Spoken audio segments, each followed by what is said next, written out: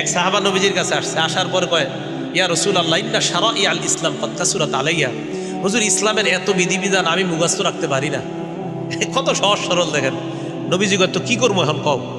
হুজুর আখবিরনি বিআমালিন, এমন একটা আমল আমার সংক্ষেপে শিখাইয়া দেন, আতাশাব্বাসু বিহি, আমি যেটা সবসময় আমল করতে পারি, যেহেতু সব মনে রাখতে পারি না, সংক্ষেপে একটা শিখাইয়া দেন যেটা আমলও করতে পারি, মনেও রাখতে পারি, আর মরলে যেন হুজুর তাড়াতাড়ি জান্নাতে যেতে পারি।